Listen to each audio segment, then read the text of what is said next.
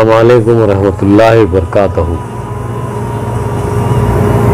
मेरे प्यारे दोस्तों और बुज़ुर्गों और नौजवान साथियों और मेरे इज़्ज़तदार माँ और बहनों, जो आज हमारे माशरे में बिदात जो आम हो चुका है, इस बिदात का ख़ातिमा फरमाएंगे इंशाअल्लाह। और आप इस वीडियो को देखकर आप लोग जो है सो इंशाअल्लाह खुशी का इजहार करेंगे और इस वीडियो को देखकर आप लोगों को मालूमात होंगे। अल्लाह की बारगाह में दुआ करता हूँ कि आप लोग इस बिदात से महरूम हो जाए इंशाअल्लाह और सच्चाई आप लोगों को मालूम हो जाए, हकीकत क्या है आप लोगों को पता चल जाए। और इस वीडियो को आप लोगों से जितना भी हो सके इसे शेयर कीजिए, सब्सक्राइब कीजिए। ये चैनल आप लोगों का है। हमारे घर में माँ बहन भी जो सो पकाते पकाते हंडी इसको देख सकते, देखते देखते मालूमात हो जाते और ये बयानात सुनने से हंडी का जायका भी बढ़ जाता और ऐसा टेस्ट आएगा इंशाअल्लाह पकाते पकाते। क्योंकि आप सुन रहे हैं, बयान सुन रहे, तो आप अल्लाह ताला आपको इसमें जायका और ज़्यादा कर देगा। अगर पकाते पकाते कुछ गलती भी हो गई, अल्लाह ताला वो उसके अंदर जायका और ज़्यादा दे देगा। बस मेरी आपसे ये गिल्ते।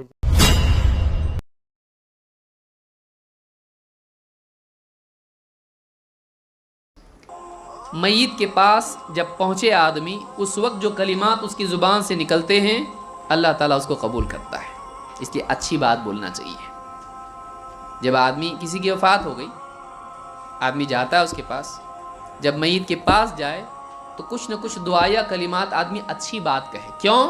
इसलिए कि फ़रिश्ते उसकी दुआ पर आमीन कहते हैं। जैसे आदमी उसकी मग़फ़िरत की दुआ करे, जन्नत में दर्जात की बुलंदी की दुआ करे, खैर की दुआ उसके फरमाते हैं, इदा हदरतुमुल मय्यित फ़क़ूलू खैरन। जब तुम मय्यत के पास जाओ तो खैर की बात करो, भली बात करो। जब तुम मय्यत के पास जाओ तो खैर की बात करो। फ़इन्नल मलाइकता युअम्मिनून अला मा तक़ूलून। इसलिए कि तुम जो भी कहते हो फरिश्ते उस पर आमीन कहते हैं। तुम जो कहते हो उस पर फरिश्ते आमीन कहते हैं। यानी वो वक्त है कि अगर कुछ अच्छी दुआ कर ले फरिश्ते आमीन कहेंगे उसके ऊपर। अल्लाह इसकी मग़फ़िरत फरमाए, अल्लाह इसको जन्नतुल फ़िरदौस नसीब फरमाए, आमीन।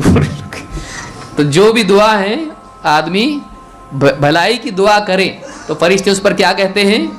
आमीन। तो आदमी को उस वक्त में जब मय्यत के पास जाए, आदमी को लोग आते हैं, जैसे बेटियां आती हैं, लोग आते हैं, हाय अफसोस क्या हो गया, इस तरह के कलिमात होते हैं, वावेला मचाते हैं, अल्लाह की शिकायत उसमें होती है, अल्लाह ने अच्छा नहीं किया।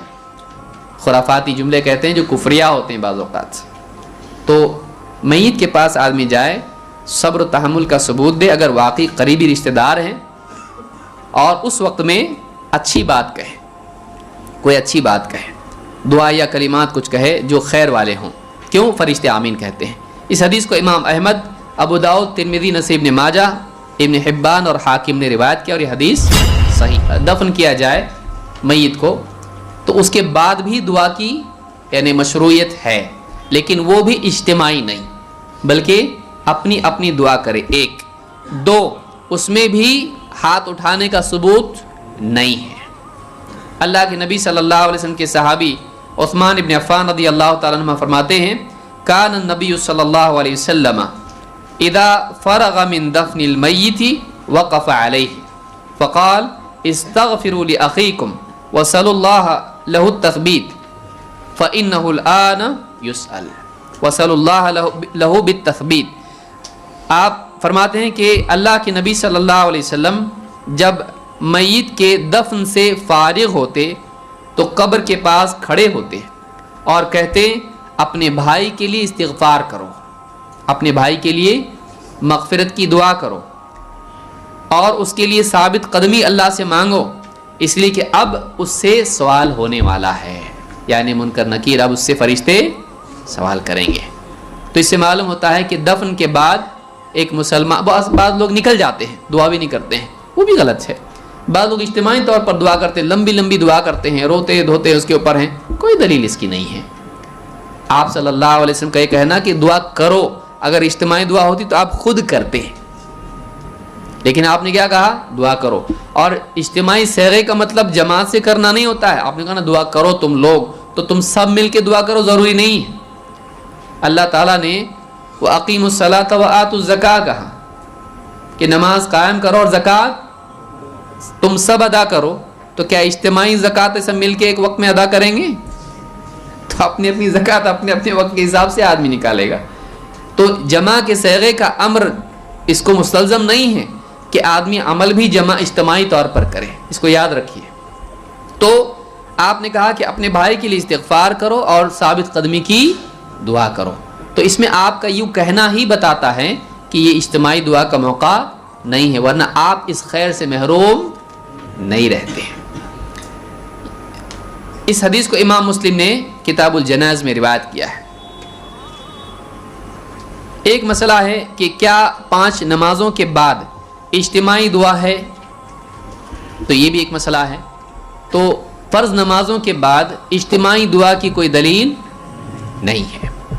ہاں اگر کبھی کبھار کسی آدمی کی کوئی ضرورت ہے، اپنے لیے دعا انفرادی کر لیتا ہے، کوئی حرج نہیں، اس کو بھی معمول نہ بنائے، کیونکہ نبی اکرم صلی اللہ علیہ وسلم سے ہاتھ اٹھا کے 5 نمازوں کے بعد دعا کرنے کا معمول نہیں ملتا ہے۔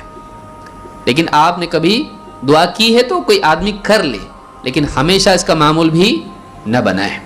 تو آدمی دعا کرے، اور اول یہ ہے کہ آدمی نماز کے آخری حصے میں دعا کرے۔ رفع الیدین یعنی ہاتھ اٹھا کے دعا کرنا قبر کی زیارت کے وقت مشروع ہے، اگر کوئی کرتا ہے تو کوئی حرج نہیں، بلکہ نبی صلی اللہ علیہ وسلم سے ثابت ہے۔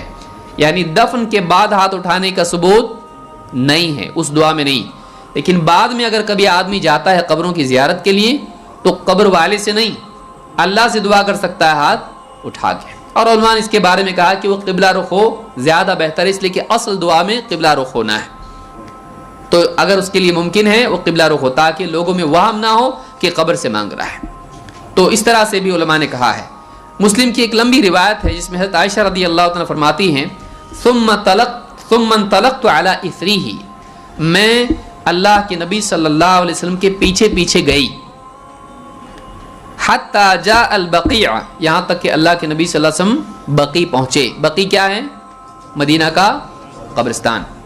فقام، آپ کھڑے ہوئے، اطال القیام، آپ نے لمبا قیام کیا، ثم رفع یدیہ، پھر آپ نے دونوں ہاتھ اٹھائے، 3 مرات، 3 مرتبہ، ثم انحرف فانحرفت، پھر آپ لوٹے تو میں بھی لوٹ گئی۔